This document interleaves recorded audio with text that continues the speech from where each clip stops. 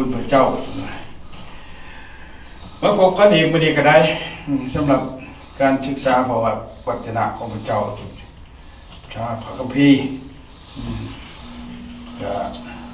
ผ่านไปยังได้กับพี่น้องวันนี้ก็จะมาเข้า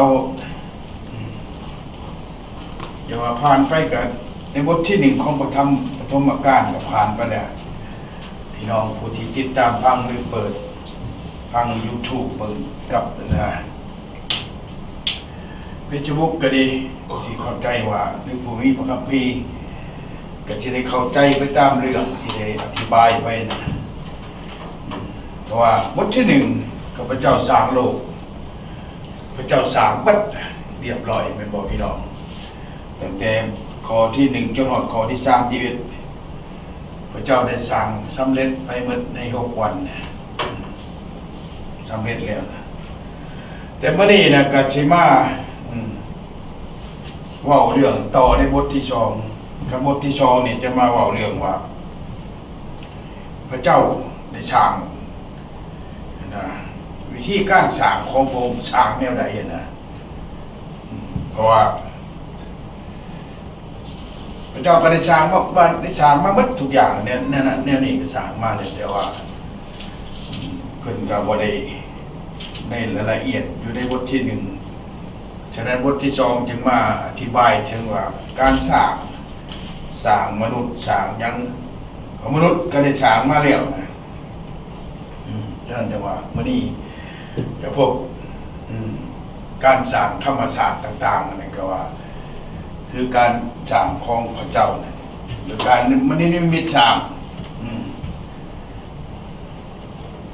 เห็นว่าวันนี้สำหรับมนุษย์เนี่ยพระเจ้านิมิตสร้างบ่อันนี้ครับมันก็นั่นอยู่บ่คือกันกับต้นไม้บ่คือกับตัวสัตว์มนุษย์นี่สร้างยากนะนิมิตสร้างก็บ่ได้นะนิมิตเอาก็บ่ได้มนุษย์นี่ฉะนั้นพระเจ้าต้องปั้นเอาอันนี้จังว่าพี่น้องวัดนี้จังว่าดังนั้นจะมาข้อที่2พระองค์ยังได้มาบอกว่าคำอธิบายในการสร้างทั้งมือที่7นั่นถึงว่าสร้างอะไรได้สร้างเนี่ยได้พระองค์เฮ็ดหยังต่อไปนะ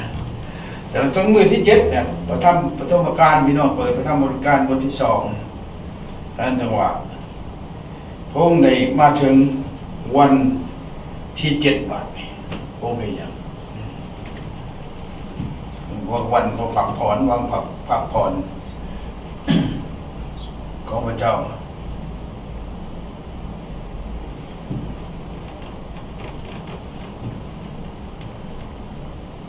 ดังนั้นพระเจ้าพักผ่อนในวันนี้แหละ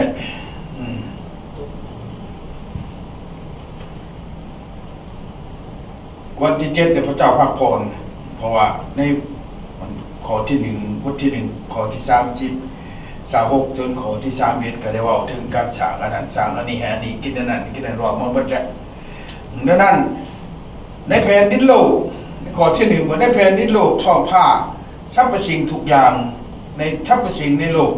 และในท้องฟ้าก็ได้สำเร็จเสร็จสิ้นในมื้อที่7สรรพทุกสิ่งก็สำเร็จหมดแล้วในวันนี้พระเจ้าทรงพักผ่อนและหยุดกิจการทั้งปวงองค์ทรงอวยพรในแก่มื้อที่7แล้วตั้งวันของพระเจ้าเพราะวันนั้นการนิมิตสร้างก็สำเร็จหมดแล้วและทรงยุติกิจการทั้งปวงก็เข้าของแผ่นดินและทุกสิ่งในท้องฟ้าก็เป็นมาอย่างเป็นมาดังได้กล่าวมานี่มุทนาสาธุขอบคุณสำหรับทุกสิ่งสำหรับซึ้งในแรงวันนี้เราเข้ามาในพระวิหารของพระองค์มาศึกษาพระวจนะของพระเจ้ามาอ่านพระวจนะของพระเจ้าเรียนรู้ถึงการสร้างการเป็นมาของมนุษย์โลกของสรรพสิ่งทุกอย่างในสารพัดในแผ่นดินนี้ก็มาจากพระเจ้าคือในพระวจนะนี่ที่ในบอกเขาได้ทั้งหลาย ได้รู้จักได้เข้าใจการทรงสร้างของพระเจ้าถึงโมทนาสาธุในพระนามพระเยซูคริสต์เจ้าเอเมนนี่นะพี่น้องพระเจ้าจังว่าได้สร้างขึ้นมาแล้วบาดนี้พระเจ้าก็พักผ่อนบาดนี้มื้อที่7คือการนมัสการพระเจ้าเป็นพักผ่อนเฮาก็นมัสการพระเจ้ามื้อที่7ของพระเจ้าฉะนั้นจะว่าเฮาก็นมัสการพระเจ้าคู่มื้อนี้ก็บางเมืองบางบ่อนพระเจ้าก็นมัสการวันเสาร์น่ะว่าเป็นวันเสาร์เป็นวันนั้นน่ะที่7ของสัปดาห์ของอาทิตย์หนึ่งมีอยู่7วันนะฉะนั้นวันเสาร์จะเป็นวันที่7ของอาทิตย์ฉะนั้นแต่ว่าบางขณะพระเจ้าขอนมัสการวันเสาร์คือ7 day วันที่บอกพระเจ้านมัสการมื้อนั้นฉะนั้นถึงว่าหลายบ่อนวันนมัสการวันอาทิตย์นะคือวันเริ่มต้นเพราะว่าการนมัสการวันเสาร์กับวันอาทิตย์มีความแตกต่างกันบ่มีบ่อนใดว่าผิดบ่หรือถูกนะฉะนั้นถึงว่าการนมัสการวันเสาร์ก็ถูกการนมัสการวันอาทิตย์ก็บ่ผิดนะพี่น้องเอเมนขอบคุณพระเจ้าอันนี้ให้ขึ้นเอานะพวกข้าได้บอกว่าการนมัสการวันเสาร์ก็ถูกแต่การนมัสการวันอาทิตย์ก็บ่ผิดเอเมนขอบคุณพระเจ้าฉะนั้นแต่ว่าการนมัสการวันเสาร์ก็เป็นวันถวน7คือในปฐมกาลพระเจ้าพวกเศร้านะอยู่พระเจ้าตะกี้พระเจ้านมัสการวันถวน7คือวันที่พระเจ้าพักผ่อนเอเมนขอบคุณพระเจ้าแต่มาตกมาในปัจจัญญาใหม่บาดนี้เพิ่นก็มาในจักการวันอาทิตย์คือวันที่พื้นคืนพระชนขององค์พระเยซูคริสต์เอเมนขอบคุณพระเจ้าอันนี้มันเป็นซองลักษณะการนมัสการเป็นอย่างไรคนว่าวันอาทิตย์แต่นมัสการวันเสาร์กับนมัสการผู้ใดถึงแต่ถึงหมดบ่มีไผผิดกับบ่มีไผถึงมันถึงหมดนะสิเว้าคนนั้นผิดก็บ่แม่นเพราะว่าผู้นี้ถึงก็บ่แม่นมันถือเป็นคนละเรื่องนะการนมัสการวันอาทิตย์คือนมัสการวันพื้นคืนพระชนขององค์พระเยซูคริสต์นะถือว่ามาสรรเสริญพระองค์ทรงบังคืนพระชนแล้วนะเอเมนขอบคุณพระเจ้าอันนั้นจังว่าเพราะว่าองค์พระเยซูคริสต์พื้นคือพระจากความตายก็คือพระองค์ก็เป็นพระเจ้าคือกันพระองค์เป็นพระเจ้าเป็นบุตรของพระเจ้าฉะนั้นจังว่าผู้นมัสการวันอาทิตย์วันที่7ก็วันเสาร์ก็นมัสการพระเจ้าวันพักผ่อนของพระเจ้าเอเมนขอบคุณพระเจ้าฉะนั้นจังว่าพวกพระสัญญาใหม่ก็บ่ได้นมัสการในมื้อที่พระองค์อยู่ในอุโมงค์คือวันศุกร์เสาร์แน่นั่นก็เป็นวันที่พระองค์อยู่ในอุโมงค์พร้อมสัพพะพรก็แม่นฉะนั้นวันที่พระองค์พื้นขึ้นมาจากความตายคือวันอาทิตย์ฉะนั้นหลายคณะทั่วโลกก็ได้นมัสการวันอาทิตย์เอเมนขอบคุณพระเจ้านั่นแหละจังหวะนี้เลยจังหวะกิจการทั้งปวงของพระเจ้าก็ได้สำเร็จเสร็จสิ้นไปใน6 วันนะเดี๋ยวพระเจ้าก็พักผ่อนให้ทุกคนนมัสการพระเจ้าเอเมนขอบคุณพระเจ้าฉะนั้นจังหวะพระเจ้าจึงมาเว้าบาดนี้มาเว้าสำหรับมื้อนมัสการพระเจ้าคือในหันแหละแต่1 ถึง 4ในบทที่2ก็เป็นเท่านั้นพี่น้องวันนี้มาเว้าถึงมนุษย์ที่พระเจ้าสร้างขึ้นมาแต่ว่ามนุษย์เพิ่นสร้างอาดัมก็เอาขี้ดินมาปั้นเอาเนาะบ่ได้ว่านิมิตฉากเลยปั้นเอาในพวกนี้ถึงขั้นได้ปั้นเอานะฉะนั้นจังว่าเพิ่นบ่ได้นิมิตฉากคือต้นไม้ต้นตอกันฉะนั้นขนาดปั้นนั่นก็พระองค์ปั้นนั่นนะแล้วมนุษย์เกิดขึ้นมาก็บ่คือกันจักคนดอกว่าไม่ได้ซั่นฉะนั้นจังว่าแต่ว่าต้นไม้ที่พระเจ้านี่นิมิตฉากกันว่าเขาเป็นต้นย่างกับต้นลำก็คือกันใบก็คือกันนะ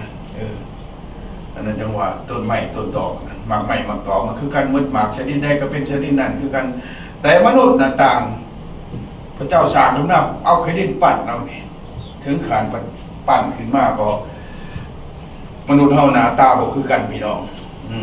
แตกต่างกันหมดคนในโลกนี่บ่มีหน้าคือกันได้พี่น้อง เอเมนขอบคุณพระเจ้าดังนั้นจึงว่าเพราะว่าพระเจ้าทรงปั้นการปั้นของพระเจ้าเฮ็ดให้การเป็นหูเป็นห้อยนี่ในที่เฮาเป็นหน้าอื่นสิ่งที่เริ่มมีฉางแม่ฉางเดียวก็แล้วโลนมันคือการหมดต้นไม้ก็คือการนกก็คือการไก่ก็คือการอย่างไก่แม่คือไก่แม่ไก่ผูไก่ผูแต่ว่าไอ้มนุษย์นี่บ่คือหนาไก่บ่คือหนาเลยหนาได้ก็บ่คือกันเลยนะเอเมนขอบคุณพระเจ้าเมื่อพระพุทธเจ้า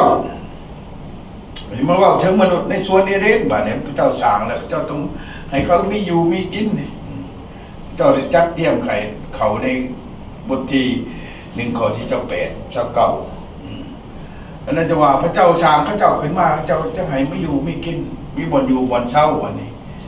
เมื่อพระพุทธเจ้าทรงได้สร้างแผ่นดินโลกและท้องฟ้าสำเร็จแล้วต้นไม้ก็หญ้าก็ยังบ่ทันมีเลยเพราะว่าพระเจ้ายังบ่ทันได้เฮ็ดให้ผ้าพ้นและบ่มีคนทำมาหากินทั้งแผ่นดินโลกถึงแม้ว่าจะบ่มีฝนตกก็ดีก็ยังมีอ้ายน้ำขึ้นมาจากดินเพื่อเฮ็ดให้พื้นดินเกิดความสูบซื่นทั่วไปเอเมนขอบคุณพระเจ้านี่แหละพี่น้องตอนพระเจ้าสร้างก็ยังบ่ทันมีอยู่จังไดผ้าพ้นก็บ่มีหยังก็บ่มีนะ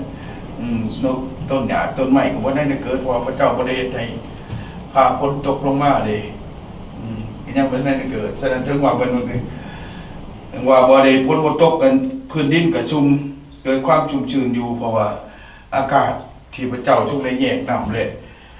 แผ่นดินเนี่ยออกจากกันมันก็ยังมีน้ำนะพี่น้องมีอ้ายน้ำมีพื้นดินนั่นแหละ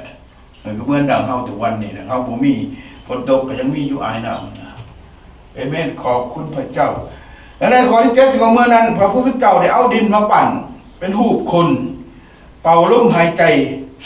ใส่หูดังให้มีชีวิตรูปปั้นนั้นก็กลับกลายเป็นคนที่มีชีวิตจิตใจเอเมนขอบคุณพระเจ้านี่ได้พี่น้องนี่แหละเพิ่นมนุษย์เพิ่นปั้นขึ้นมาแบบนี้นะเพิ่นปั้นเอาไว้ไหนเพิ่นปั้นเอาขี้ดินเป็นรูปคนได้เป็นรูปคือเฮาเจ้าข่อยนี่แหละจังว่าเป็นรูปขึ้นมาแล้วก็จะเป่าลมหายใจใส่หูดังให้มีชีวิตผู้ปั้นนั่นก็กลายเป็นคนที่มีชีวิตจิตใจเอเมนขอบคุณพระเจ้านี่แหละจิตวิญญาณที่พระเจ้าให้เฮาทุกวันนี้ถ้าว่าปั้นขึ้นมาเนี่ยนะบ่มีลมหายใจนะก็ตายเนี่ยพี่น้องฉะนั้นเฮาก็กันคู่มือนี่ถ้าพระเจ้าน่ะบ่ให้ลมหายใจนะเขาก็คงจะบ่มีชีวิตเท่าคู่มือนี่ดอกพี่น้องฉะนั้นจังว่าการที่พระเจ้าให้จิตวิญญาณกับเฮาคือลมหายใจนั่นแหละพระเจ้าเฮาจึงมีชีวิตอยู่ในทุกวันนี้แต่นั้นแต่ว่าเฮาบ่สามารถอวดตัวเองได้ว่าเฮาเป็นโตของเฮาเองนี่บ่ยืนเว้าแวบๆไปลมหายใจไปเมื่อใดก็หมดเลยนี่พี่น้องบ่มีอย่างใดฉะนั้นลมหายใจที่พระเจ้าเป่าใส่หูดังเฮานะหูดังหูปั้นที่พระเจ้าปั้นขึ้นมากลายเป็นคนนั่นแต่ว่าเฮาคือกันเฮาบ่มีลมหายใจนะก็บ่มีชีวิตอยู่นะฉะนั้นบางคนทางมันอยู่ในท้องแม่ได้ก็ไปลมหายใจก็หันใจนำแม่แหละแม่เป็นผู้หันใจถ้าแม่ขาดลมหายใจเมื่อใดก็ผู้ในท้องก็ไปคือกันพี่น้องเพราะลมหายใจอาหารการกินกับเขาทั้งปากแม่ทั้งหูดังแม่อันนี้เลยจังว่าเฮาบ่สามารถอวดตัวเองว่าข่อยเป็นโตของข่อยบ่แม่นฉะนั้นพระเจ้าทรงเป็นผู้ทรงสร้างให้เฮามีลมหายใจทุกวันนี้นะเอเมนขอบคุณพระเจ้าต่อมาบัดนี้พระผู้เป็นเจ้าทรงสร้างสวนขึ้นแห่งหนึ่งในเอเดนทางทิศตะวันออกเมื่อสร้างแล้วก็ทรงเอาคนที่พระองค์ได้ปั้นนั้นมาอาศัยอยู่เอเมนขอบคุณนี่เลยจังว่าพระเจ้าสร้างสวนเอเดนได้สวนเอเดนเป็น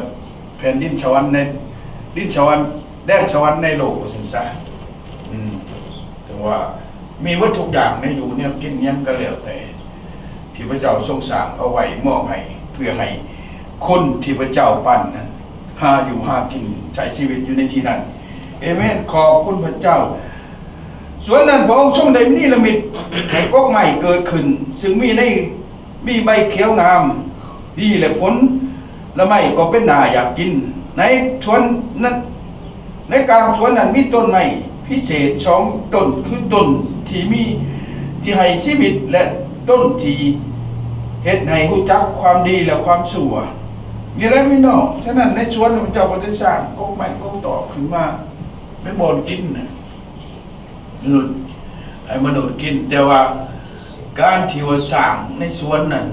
พระเจ้าสร้างให้ทุกคนให้เพิ่นกินนั่นพระเจ้าก็มีข้อห้ามคือกันเนาะสวนบ้านเฮาก็ยังมีพวกอยากไหว้เข้าไปโดยดังนั้นเดี๋ยวพระเจ้าสร้างสวนขึ้นมาให้คนไปอยู่พระเจ้าก็ให้รักษาให้อยู่ให้กินนะฮะแต่ว่ามีบางอย่างพระเจ้าบ่ให้กินเอเมนขอบคุณพระเจ้าพระเจ้าจึงว่าในการสวนนั้นต้นมีต้นไม้พิเศษ2 อย่างคือต้นไม้ที่ให้ชีวิตและต้นไม้ที่รู้จักความดีและความชั่วเอเมนขอบคุณต้นไม้ที่ให้ชีวิตคือให้เฮากินนะเป็นอาหารนะเพื่อเลี้ยงชีวิตของเฮานะต้นไม้นั่นนะและต้นที่2ก็มีต้นละหูดีละหูชั่วเอเมนขอบคุณพระเจ้าฉะนั้นจังว่าพระเจ้าก็มีต้นไม้ชนิดแนวนั้นมีถ้าต้นบ่ดีก็กินก็ตายนะคือกันกับทุกคนเหมือนมีต้นไม้เบื่อต้นไม้บ่เบื่อเรามีในบ้านในโคกในดงกันนี่เนาะต้นไม้ที่มีประโยชน์กินหมากมันมีก็มีแห้งก็มีนะเอเมนขอบคุณพระเจ้านอกนี้ยังมีแม่น้ำชายหนึ่งไหลออกจากเอเดนมาสูบเลี้ยงสวนนี่แม่น้ำนี่แบ่งออกเป็น4 สายเอเมนขอบคุณพระเจ้าแล้วมีสายน้ำอีกบ้างที่อยู่ในสวนนั้นว่าที่ว่ารอเรียกพืชพันธุ์ธัญญาหารหลักเห็ดบนอยู่ของสักมีน้ำมีในอันนี้พระเจ้าสร้างอันนี้ขึ้นมาพี่น้องเป็นถึงว่าเท่าที่เห็นอยู่ทุกวันนี้นะคือว่ามีหวยมีเซ่มีทะเลมีน้องเนี่ยแล้วก็ขึ้นทั้ง4แล้วพระเจ้าได้พัฒนาพระเจ้าได้สร้างนั่นน่ะแนวนี้สวนเอเดนก็คือโลกเฮานี่แหละหัวมือนี่ที่พระเจ้าสร้างไว้แล้วมีทุกอย่างในโลกนี้แต่ว่าบางมองก็ถูกมนุษย์ทำลายไปจนเรือบุกเกี่ยงยังหมดเลยหัวมือนี่เอเมนขอบคุณพระเจ้าเป็น4 สายที่1ชื่อว่าวิโซนซึ่งไหลอ้อมประเทศลาวิลาในแถบตะวันออกกลางในจังหวัดในประเทศนี้โบมีคำสันดีมีแก้วประเสริฐโมลาและต้นยางหอมที่มีขาเห็นไหมขอบคุณเจ้าสายที่2ชื่อว่ากิโลนซึ่งไหลอ้อมประเทศกูเซ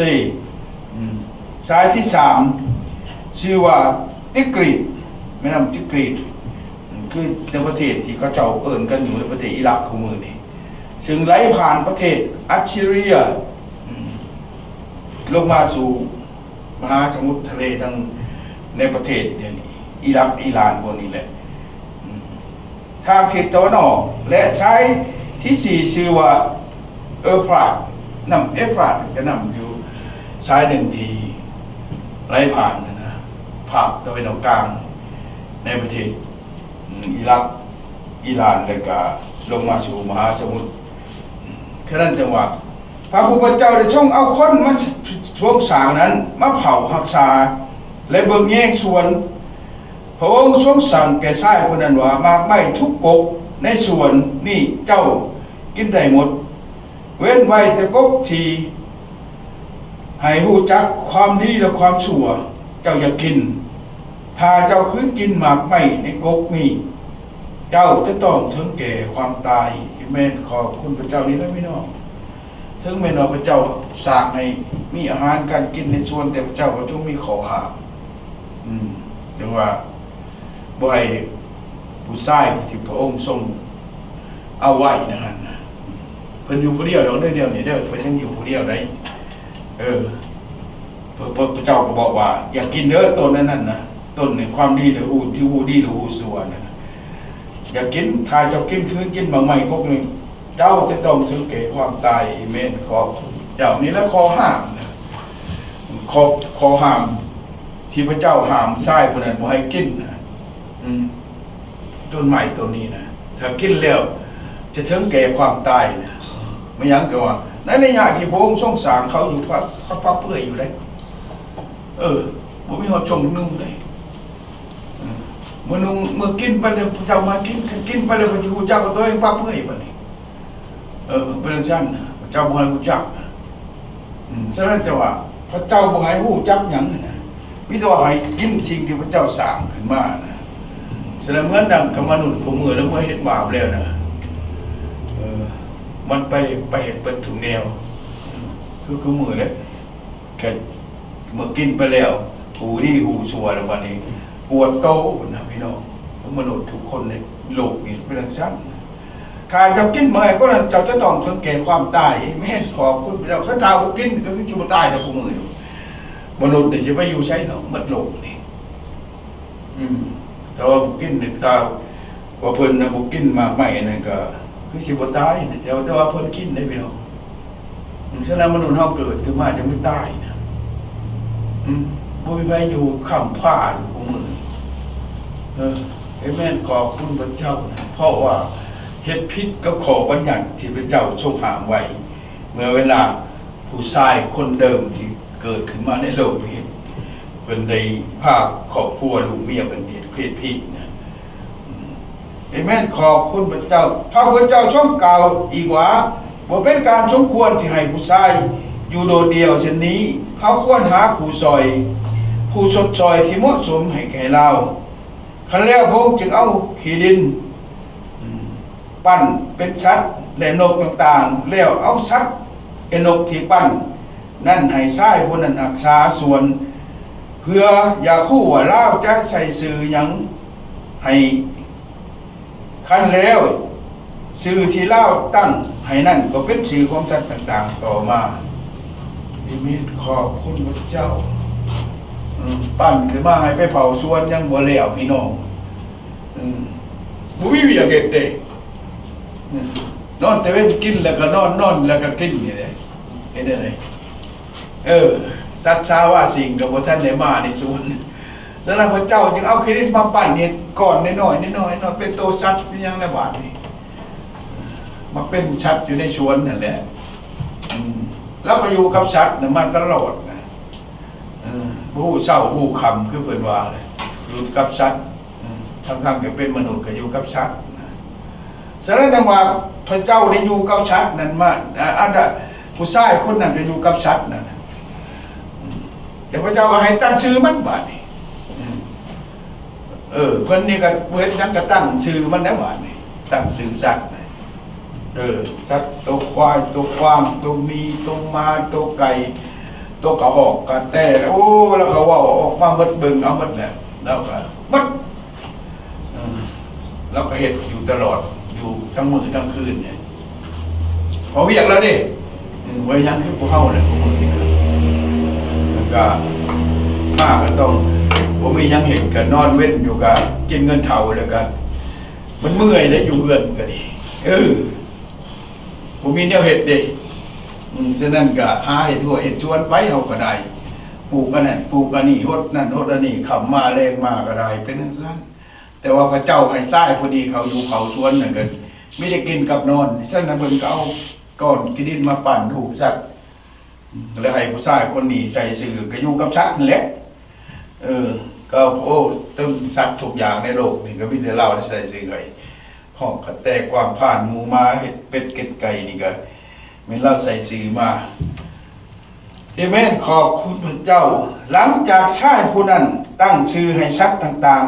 ๆแล้วสัตว์เหล่านั้นก็บ่ได้เป็นผู้สดซอย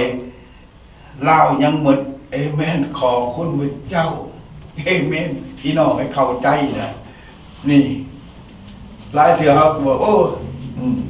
ว่าเห็นมาบอกว่าไม่แฟนเป็นว่าแต่ว่าเห็นสัตว์ก็ว่าหมู่เพิ่นอีกอย่างสี่โดยเฉพาะตัวลิงนะพี่น้องอย่าไปลืมนะ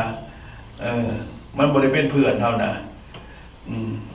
เพื่อนเนี่ยปล่อยจากเสือกบ้ามันเล่นไปจับเดือนไฟขึ้นหลังคาเฮือนพุ่นน่ะอันนี้นะพี่น้องบ่มีมันก็บ่ได้ซอยหยังเล่านะบ่ได้เฮ็ดให้เราภูมิใจหยังมีแต่ว่าแห้งยุ่งยากซ้ำ อยากไปหากินโกกใหม่น้ำชวนเนี่ยเราใหม่มักตอกแล้วก็ปานไหลถึกอย่างนี้นี่พระเจ้าบอกว่าบ่มียังกี่ซอยแล้วนะเขายังหมดจะนั่นสัตว์บ่มียังที่ซอยเขาได้นะแต่บางครั้งนะมันก็สร้างความชิบหายเขาพอนะเขาก็ใส่เบียกมันได้อยู่หัวควายยังก็แล้วแต่ที่เขาเคยใส่มันมากก็มีอยู่นะพี่น้องแต่วันนี้พระเจ้าว่าบ่มีตัวใดที่ซอยเล่าอ่ะไปที่ปรึกษาหารือนั่นนี่ก็บอกก็บ่ได้พี่ซอยยังไงนั่นเพราะมันสัตว์ดิเข้ามาสัตว์บ่แม่นมนุษย์นะพี่น้องนี่แหละพี่น้องก็ว่ามีข้อที่ใช้ตัวเมื่อเป็นดังนั้นพระผู้เป็นเจ้าทรงเห็นให้ชายผู้นั้นนอนหลับสนิทในขณะนอนหลับอยู่นั้นองค์ทรงเอากระดูกข้างอีกซีกหนึ่งของลาออกมาแล้วทรงเห็ดในเนื้อหนังต่อติดกันดังเดิมพระองค์เอากระดูกข้างนั้นมาสร้างให้เป็นผู้หญิงเมื่อสร้างแล้วพระองค์ก็ทรงมอบยิ่งนั้นให้แก่เราเอเมนขอบคุณพระเจ้าพระเจ้าเห็นยังไงตัวนี้พอกระดูกข้างเรานั้นพระเจ้าไม่ได้ปั่นเนี่ยคือกันก็เอาขี้ดินปั่นเรานะพระเจ้าเอากระดูกขางของเราแล้วเห็นเรานอนนะครับเอากระดูกขางเราออกมาแล้วพระเจ้าก็เสกก็สิเมนนิมิตกระดูกตัวนั้นให้เป็นผู้หญิงนะหลังจากเสกให้เป็นผู้หญิงแล้วนะก็คู่ก็ชดช่วยงดงามเลยเนาะนั่นจังหวะโอ้ก็ทรงมอบผู้หญิงนั่นให้แก่เราเห็นไหมขอบคุณพระเจ้าแล้วพี่น้องพอเล่าจังว่าชายคนนั้นจึงมาว่าในที่ชุดนี้เด้ผู้ซึ่งมีรูปห่างคือเฮากระดูกของนางมาจากกระดูกของเฮาเนื้อหนังของนางมาจากเนื้อหนังของเฮานางชื่อว่าผู้หญิงเอเมนขอบคุณพระเจ้านี่แล้วพี่น้องในที่สุดนะเมื่อเวลาเราขึ้นพระเจ้าไปมอบให้โอ้กระดูกของที่พระเจ้าเอาออกจากเราออกมาเป็นคนนี่คือเก่ามาเป็นฉะนั้นจังว่าผู้ห่างคือกันกับเฮาเรากระดูกของหน้าก็คือกระดูกของเฮานี่แม่นขอบคุณพระเจ้านี้พี่น้องฉะนั้นจังว่าไก่นะเพิ่นว่าไข่นะมันเกิดจากไก่บ่ได้เกิดน้ำรังไข่พี่น้องเอเมนขอบคุณพระเจ้าแม่นไก่เกิดก่อนไข่เมื่อมีตัวไก่จึงมีไข่อันนี้ในจังหวะผู้ชายเกิดก่อนผู้หญิงเนี่ยและผู้หญิงได้เกิดนำหลังผู้ชายเนี่ยเกิดจากผู้ชายนะเอเมนขอบคุณพระเจ้าเพราะเกิดจากเนื้อหนังกระดูกของผู้ชายเนี่ยพี่น้องเอเมนขอบคุณพระเจ้าเนี่ยนะพี่น้องนี่ละเข้าใจรักเสียเขาก็เข้าใจผิดว่าเจ้าก็เกิดน้ำข่อยแหละข่อยก็เกิดน้ำเจ้าว่ะเอเมนในที่สุดผู้ชายเกิดจากผู้หญิงอีกแต่ต้นเดิมเนี่ยผู้หญิงเกิดจากผู้ชายพี่น้องเลยบ่แม่นเขาเกิดจากผู้หญิงใดผู้ชายบ่ได้เกิดจากผู้หญิงเหมือนต้นเดิมเกิดจากพระเจ้าปั้นเอาขี้ดินปั้นเป็นผู้ชายขึ้นมานะฉะนั้นอย่างหลังจากนั้นนะเพิ่นจึงเอากระดูกข้างของผู้ชายนี่ไปปั้นเป็นผู้หญิงอีกแบบนี้อันนั้นจังหวะผู้ชายได้ให้กำเนิดผู้หญิงนะเอเมนขอบคุณพระเจ้า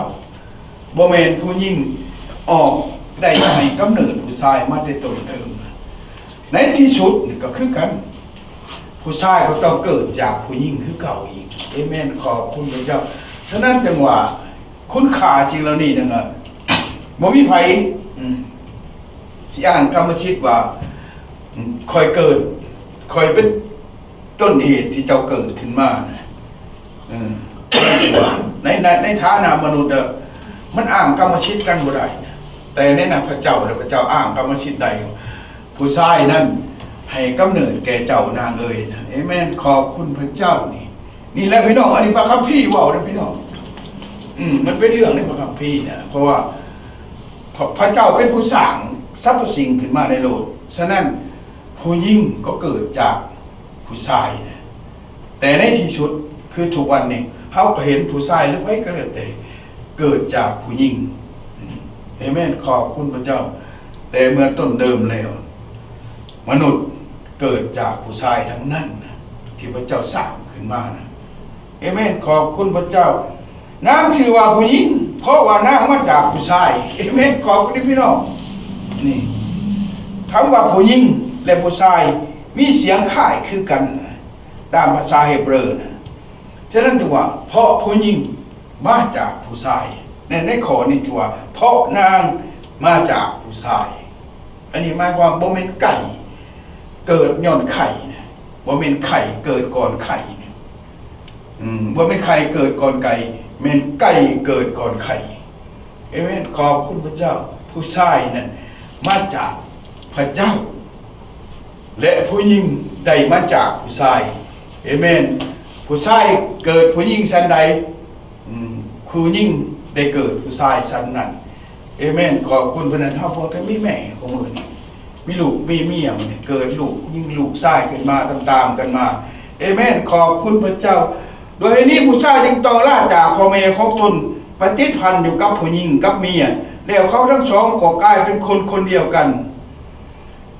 เอเมนขอบคุณพระเจ้าจนลืมหดใหม่นะพี่น้องของมือนี่ผู้ชายนะไปเอาลูกเอาเมียไปเลยลืมหดแม่บอกว่าไปทุกคนเลยนะไปเอาเมียไปเรื่อยๆเลยจักบางได้บางอย่างพอแม่ใต้กับโบเห็นคือกันกับผู้ขานี่พอแม่ใต้กับโบเห็นนะจากพ่อแม่มาเด็ก30-40 ปีเหมือนใต้กันเรื่องโบเห็นหนบนใต้เจ้านะไปใช้อยู่กับไผ่บาทนี่ตะกี้อยู่กับแม่บอกกินข้าวยำอะไรเพิ่นกับพ่อนอนบ่รับเพิ่นกับกองเนี่ย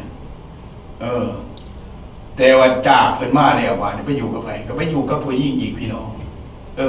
เอเมนขอบคุณพระเจ้านี่แหละผู้ชายต้องจากครอบจากครัวลาจากพ่อจากแม่ของตนไปติดพันอยู่กับเมียฉะนั้นจึงว่าเขาจะต้องอยู่กับลูกกับเมียของมือฉะนั้นจึงว่าเพราะว่าเป็นอย่างเพราะกระดูกข้างเนี่ยสิ่งที่ของตัวเองเนี่ยนำไปเห็นบนใดกับไปอยู่น้ำบนนั้นนะเพราะกระดูกข้างมันเป็นสิ่งที่ติดพันแยกกันออกมาได้นะมีหลายคนเขาก็บอกเมียเนี่ยก็คือจะว่ามันเกิดพิษหมองมันจะนะกระโบเกิดมันที่ใสนะเอเมนขอบคุณพระเจ้าไปอยู่เพราะว่าไปไหนเขาทั้งสองก็เป็นกายเป็นคนเดียวกันเอเมนขอบคุณพระเจ้าพระเจ้าเป็นคนเดียวกันนะฉะนั้นพวกกับเมียขั้นเท่ามาอยู่น้ำกันเลยพวกเขาใจกันนะกินข้าวคนละป้ากินผ้าคนละห่อมาแบบโบเมนเลยพี่น้องเด้อเงินคนละทงนี่ไปคนละเรื่องนะมันอยู่กันเมืองนี่ฉะนั้นเขากลายเป็นคนเดียวหายังมากมาสู่กันกินยังกับกินน้ำกันนะถึงขันว่าจะเป็นจะตายก็ต้องห่วมกันอยู่ในชีวิตในของข้าเจ้านะเอเมนขอบคุณพระเจ้านี่เลยพี่น้องพระเจ้าได้ช่างไงในเมื่อเวลาเฮาได้จากพ่อจากแม่ไปก็ไปอยู่กับลูกกับเมียใส่ชีวิตอยู่นำกันจนเฒ่ามืดตายพี่น้องถึงเวลาบริยูน้ำผู้เก่าเหมือนกันเป็นน้ำผู้ใหม่ไปเรื่อยๆก็ไปอยู่กับผู้หญิงตายน้ำผู้หญิงคือเก่านะเอเมนขอบคุณพระเจ้าหรอเพราะผู้หญิงเกิดจากเขานะเอเมนขอบคุณผู้ชายและผู้หญิงนั้นเปื่อยกายอยู่โดยผู้ชึกละอายกันเลยเอเมนขอบคุณชีวิตของเขานะมันมีความเป็นปกปิดยังกันเลยนะพี่น้องฉะนั้นจังหวะเมื่อเขาอยู่รวมกันนะเป็นมนุษย์เป็นหญิงเป็นผัวเป็นเมียกันแล้วเขาบอกคำว่าเปื่อยกายหมายความทุกอย่างนะเขาบ่สามารถปกปิดยังซึ่งกันและกันเมียหูก็คือผัวหูมีเมียกับหูก็คือเมียหูผัวมีก็คือเมียมีหาอะไรมากก็บอกให้สู้กันกินอย่างนั้นอันนี้คือชีวิตที่พระเจ้าทรงสร้างพระเจ้าอันนั้นจังว่าความบ่มีความหลบหลับในความนอกความในยังก็เหลือแต่ทุกคนสองผัวเมียเขาอยู่ร่วมกันด้วยความหักแพงและบ่มีการปกอำสิ่งใดนี่คือผมว่าพวกเขาเปื่อยกายอยู่โดยบ่ฮู้สึกละอายกันเลยเอเมนขอบคุณพี่น้องถ้าบ่ได้โอ้มาเฮือนญาติผัวฮู้จักเฟซเช็คนั่นญาติเมียฮู้จักเฟซเช็คอันนั้นมันบ่แม่นนะบ่แม่นนะอย่าลืมนะพี่น้องฉะนั้นจังว่าผู้ชายกับผู้หญิง แม่นเพิ่นเป็นเนื้อหนังอันเดียวกันฉะนั้นพี่น้องอย่าลืมว่ามนุษย์เฮาเกิดขึ้นมาในสายยาของพระเจ้าพระเจ้าให้เฮาอยู่ร่วมกันมีทุกสิ่งอยู่นำกันในนามของพระเจ้าเอเมนขอบคุณพระเจ้าฉะนั้นจังหวะสำหรับในภาคนี้ในปฐมกาลบทที่2ภาคนี้ก็ชมจะในบทที่2ก็หมดในจบไปในข้อนี้แล้วต่อไปก็เป็นบทที่3พี่น้องอาทิตย์อนาจะเรียกว่าปกติพี่น้องฉะนั้นต่อไปก็เชิญอาจารย์เบียงสวรรค์จะขึ้นมาเว้าเรื่องพระวจนะของพระเจ้าในภาคต่อไปเอเมน